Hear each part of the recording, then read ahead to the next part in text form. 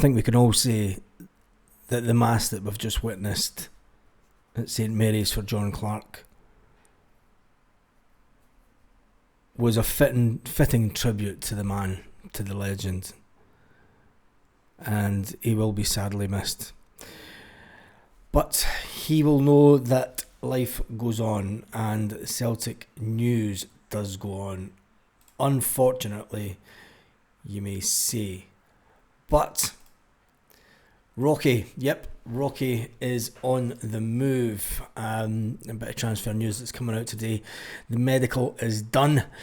Rocky is to join Hanover on loan with an option to buy, which is it's quite unbelievable, really, because a lot of the Celtic fans actually thought that Rocky was one player that he was underused, and when he came on towards the end of last season, he actually done really well. He's a player that he looked as if he was better than Liam Scales.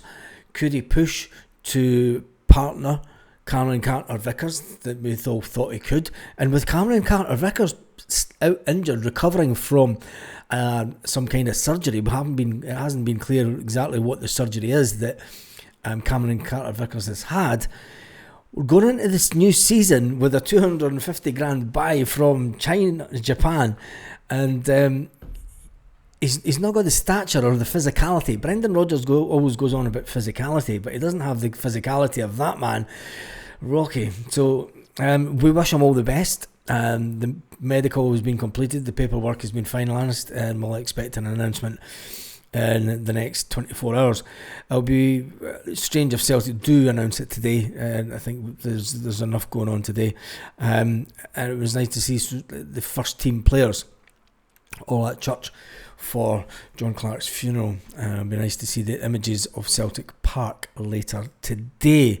So with that being said, there's another player who has left Celtic, and player that had a lot of experience and was 33-year-old. He joined Falkirk after 6 years at Celtic, and he spoke to Celtic Share, and he said, I could have stayed at Celtic. Do you know, I could have stayed at Celtic. And big up Celtic Share for getting that.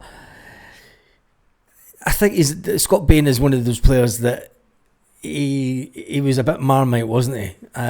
He was Marmite. You either loved him or you didn't like him. You think about it, he was on the pitch when Tom Rogic lifted a trophy with Celtic.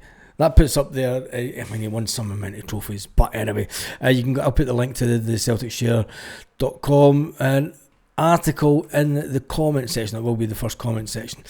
So with that being said, there's not a lot of other Celtic news going around today. Obviously there was a bit of news this morning that Nico Kuhn, well, that came out yesterday, but we didn't do the video out of respect for the two Portuguese brothers that passed away, and Celtic giving a nod to the Portuguese brothers and Portugal for everything that's done for Celtic, because Portugal is a place that will always be cemented in the history of Celtic. Celtic fans en masse still go to Portugal every year, and it's a bond that cannot be broken and will not be broken, because we won the Champions League in Portugal, and remembering that country and everything that they're going through at one of our greatest moments in history, and what they're going through just now, and on the day that we bury one of our Celtic legends, it kind of all falls into place, doesn't it? And it's just, you can just imagine how Paolo Bernardo will be feeling sitting in that chapel with the Portuguese flags all around him. He will feel at home, that's for sure.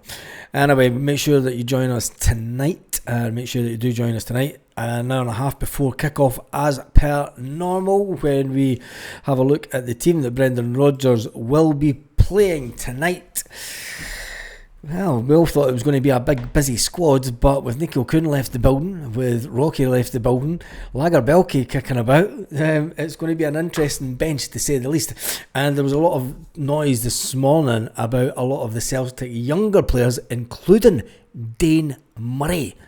I'm not too sure about that, man, because we've just sold Rocky. If you're just selling Rocky, you're keeping Dane Murray in the team, aren't you? We could talk about that before the game tonight, but it was alleged that Dane Murray could be going to Queen's Park on loan, and I think that's maybe a step down too far. If you want to give him game time, you want to keep him running around the first team. You want to make him better by being in. I mean, I can understand the dilemma that Brendan has. Is he going to play week in, week out? No. Will it affect his long-term career opportunities at Celtic? Maybe, maybe not. He might get a bit disgruntled sitting on the bench. Do you then put him out on loan to a team down a league or two? Does that then hinder his progress? I mean, a lot of us were thinking he might, if the Celtic players are going to go out on loan, they could maybe go out on loan to Scott Brown's team, maybe go to Dunfermline with Neil Lennon, where they can make them better, and you've got that connection. But maybe it's just because we're playing Queen's Park tonight. That's why the speculation is there, but we will wait and see. It will be a game where there'll be quite a few of the younger team, the B team, will be in the squad and given a fair run out at some point. But this afternoon has all been about John Clark and his family. May he rest in peace. And it was an absolutely wonderful service that Celtic just had. But we move on.